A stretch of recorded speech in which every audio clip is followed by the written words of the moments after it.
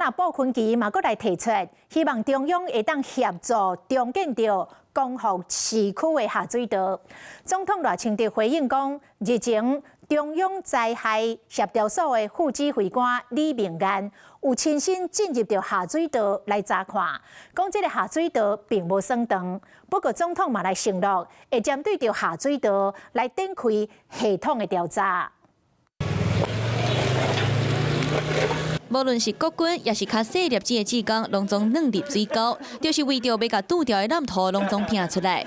无分查甫查某，老的少年的，拢总投入清道的作业，加速灾区的街仔路恢复排水的功能。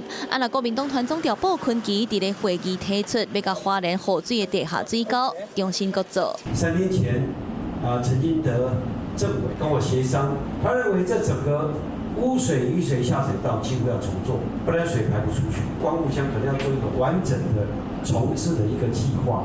李凤燕副总协调官他亲自下去是好的，是好的，但是没有关系，去做一个系统性的去调查，哪一些地方必须需要重建，那我们就重建。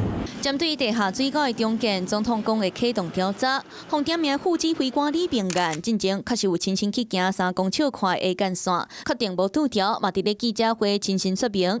因林心路大业主干道目前拄条的状况无严重，那个周围的沟瓦变清气，排水就会顺。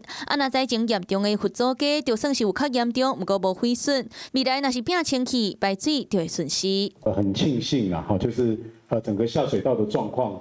并没有这一次的水灾有受到严重的损害，只要把侧沟清理完成，应该这个整个水流都是顺畅的啊。各单位继续作业，用早让公后的生活顺利运作。Hello， 我是蒋欣梅，想要抢先掌握最及时的新闻资讯吗？赶快订阅、按赞、开启小铃铛，锁定华视新闻 YouTube 频道。